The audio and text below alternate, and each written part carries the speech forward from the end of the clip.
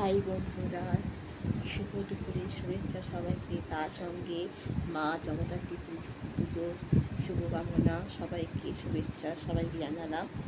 আর তোমরা সবাই কেমন আছো? আজকে তো ছুটির দিন, অনেকে হয়তো অনেকের বাড়িতে পুজো হচ্ছে, প্লাস অনেকে আত্মীয় বাড়িতে পুজো হচ্ছে। হ্যাঁ, সেই নিয়ে তোমরা খুব ব্যস্ত আছো।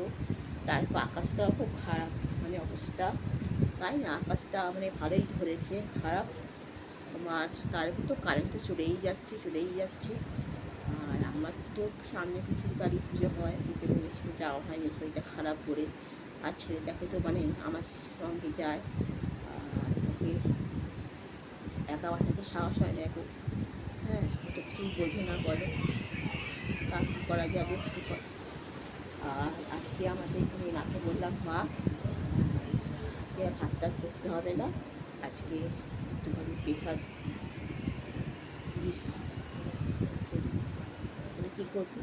আমি ভাবলাম ভাবনি যে পনির করি, একটু পনিরের তরকারি করেছি বন্ধুরা, আর ময়দা মেখে রেখেছি, আর বেগুন ভাজা, আর হচ্ছে চিংড়ির পায়েস। আর মা নেমে আমটা করতে রান্না বলছি, এখানে তো কাজ টাজ বেশি। হ্যাঁ, রান্নাবান্না করি। আজকে হচ্ছে মা এসে রুটিগুলো করবে। সকালবেলা টিফিন করেছি ম্যাগি।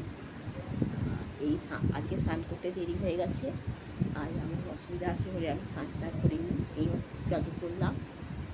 হ্যাঁ, আর তোমরা সব ভালো এনজয় করো, ভালো ঠাকুর দেখো। মা সবাইকে আমি ভালো রাখি, সুস্থ রাখে। টাটা।